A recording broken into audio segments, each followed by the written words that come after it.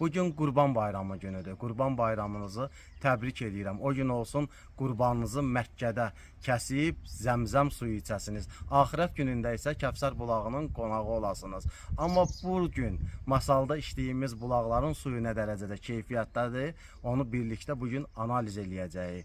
Hazırda mənim əlimdə gördüyünüz bu cihazlar suyun təmizliyini və keyfiyyətini ölçmək üçün istifadə olunan prototip TDS-3 sayğacıdır. Bu cihazlar suyun tərkibində ümumi həll olunmuş maddələrin, mineralların, duzların, metalların miqdarını milyonda bir hissə vahidi ilə ölçür.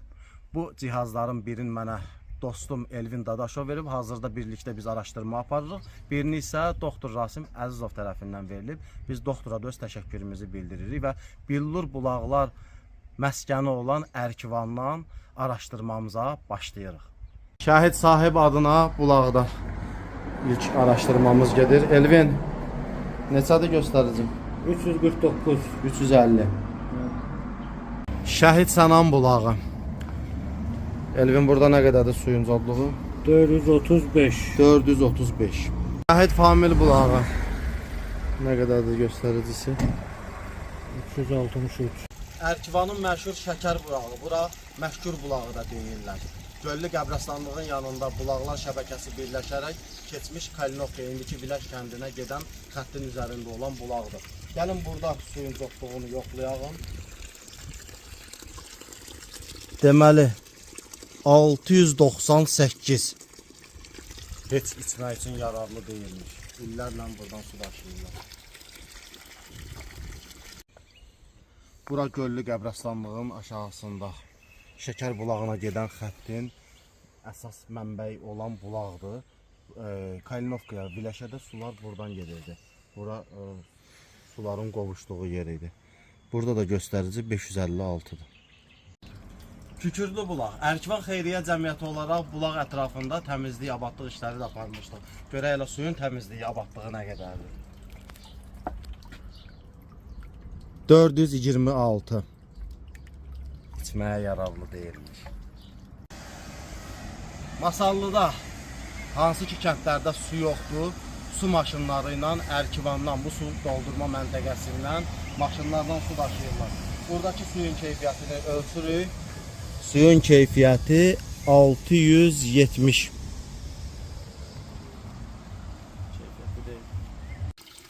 Ərkivanda olan Mehdi bulağıdır. Mehdi bulağında suyun codluğunu ölçürük.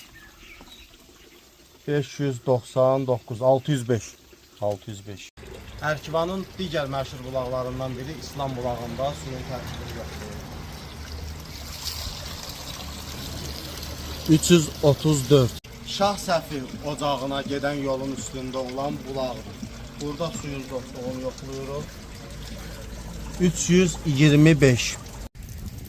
Ərkivan Şəhidlər bulağında suyun codluğunu yoxlayırıq. 346. Mənbəyini Talış dağlarından, Noxudlu bulaq deyilən bulaqdan götürən məşhur Xanalyan bulağı. Bu bulaq barədə çox danışırlar, çox tərifləyirlər suyunu. Gəlin bunu yoxlayaq görək. Nə qədər olacaq codluğu? 128. Əslində normal demək olar, yəni bu qədər apardığımız araşdırmada hələ ki ən aşağı gələn bu bulaqdır. Biz amma hələ ki davam edəcəyik. Viləş otelin qarşısında olan artezan quyu. Buranın suyunu da test edirik. 329. 339. İsti su yolunda Zirvə restoranının yanında Ceyran Bulaq adlanan bir kafe vardı. Düzdür, burada nə ceyran vardı, nə də bulaq vardı. Burada Talış dağlarının zirvəsindən qəriblərə çəkilən bulaq xəttinin üstündə qoyulan bir krant vardı. Deyirlər ki, çox gözəl suyu vardı. İndi həmin bulağı test edəcəyik. Bulağı suyu 126. 127. Xanalyan bulağı ilə bərabər mən hətta deyərdim ki, ondan da suyu yüngül olan bulaqdır. Bura isə keçmiş adı Mətləb bulağı, hazırda İslam bulağı kimi tanınan istirahət mərkəzinin ərazisində olan bulaqdır, İslam bulağıdır. Burada suyun codluğunu yoxlayırıq. 254, 258. İsti su yolunun üstündə Şırşır deyilən bulaqdır. Bu bulaqda yoxlama aparırıq. 202. Məşhur bulaq olsa da suyu o qədər də keyfiyyətli demək olmaz. Dəmirağac restoranının qarşısında olan bulaq, bu bulağı da tərifləyirlər. Bu bulağın cotluğunu yoxlayırıq. 124, 125. Çox əla.